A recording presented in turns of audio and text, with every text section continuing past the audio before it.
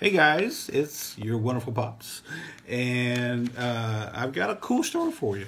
Now this one is actually very relevant to today, and I will tell you at the end of the story how so.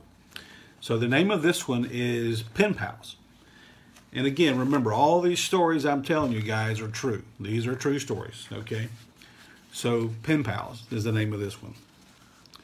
Philology. Philology. Sorry, they won't knock my camera over. Philology is the study of literature literally.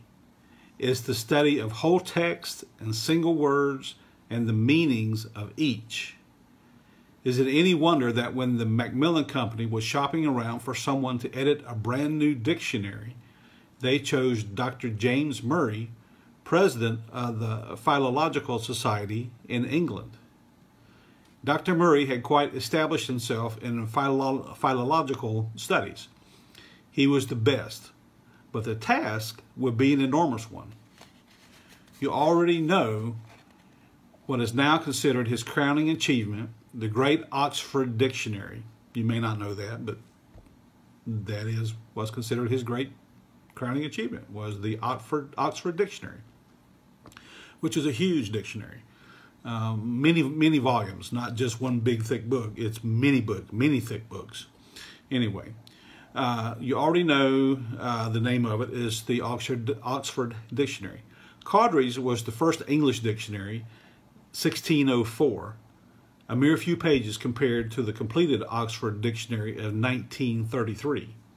The latter took over a half a century to be assembled. Actually, it took 70 years for them to complete this task of organizing this dictionary. And the idea was to include every single word of the English language into this dictionary. And that's just a huge task, a daunting task. And more than 15,000 pages. It should not come as a surprise then that its first and foremost editor, Dr. James Murray, needed all the help that he could get.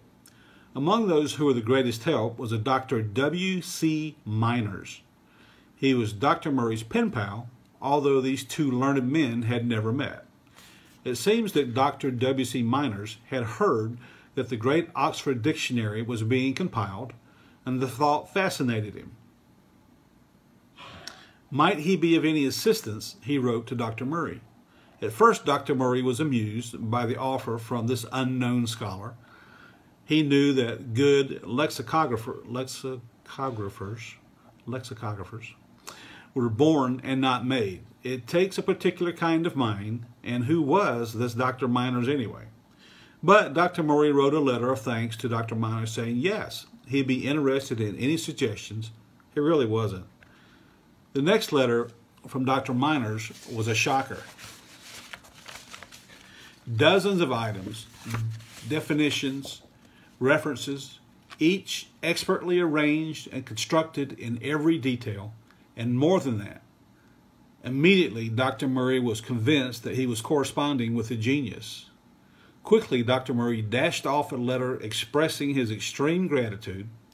He'd had no idea of how unusually qualified Dr. Miners was, and he'd be honored to accept any further guidance or criticism or aid, whatever, from this great mind.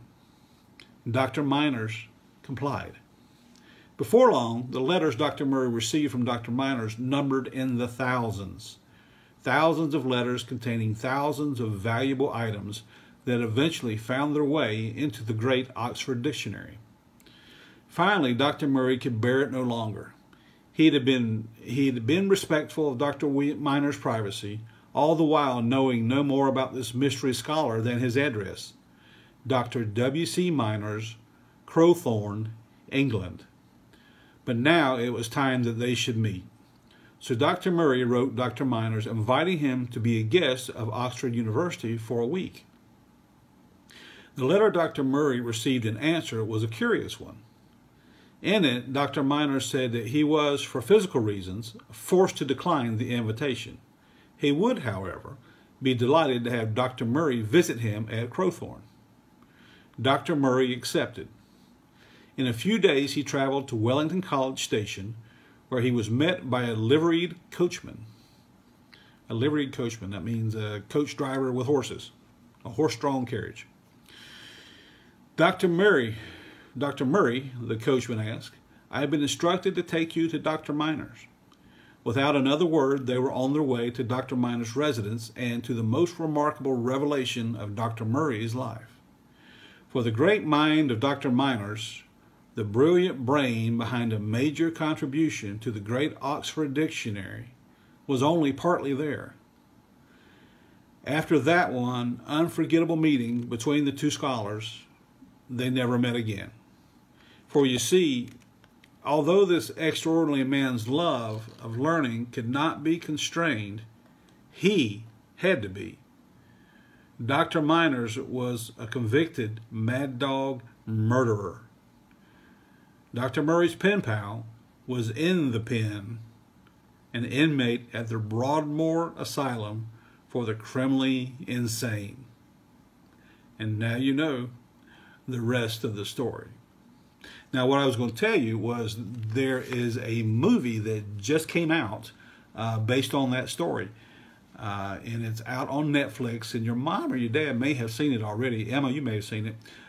It's called The Madman and the Professor. Or The Professor and the Madman. Maybe. Anyway, it's got Mel Gibson in it. Anyway, love you guys. Talk to you. See you later. Bye-bye.